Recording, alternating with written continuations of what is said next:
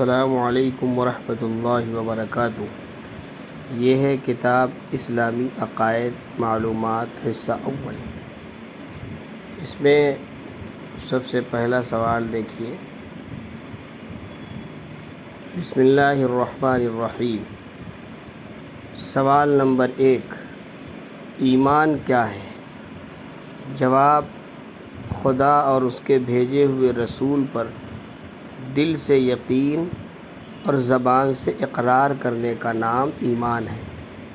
یعنی دل میں یہ یقین ہو کہ اللہ ایک ہے اور حضرت محمد صلی اللہ علیہ وسلم اللہ کے رسول ہیں، اور زبان سے اس طرح اقرار کیا جائے، لا الہ الا اللہ محمد الرسول اللہ۔ تو جواب، خدا اور اس کے بھیجے ہوئے رسول پر دل سے یقین اور زبان سے اقرار کرنے کا نام ایمان ہے۔ سوال نمبر 2، اسلام کیا ہے؟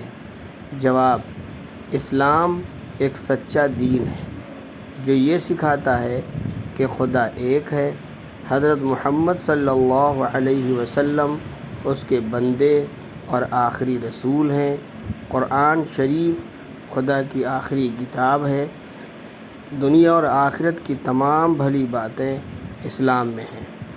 ایمان اور اسلام میں ایک بہت چھوٹا سا فرق یہ ہے کہ ایمان دل سے ہوتا ہے اور اسلام یہ انسان کے اعضاء اور جوارح سے تعلق رکھتے ہیں۔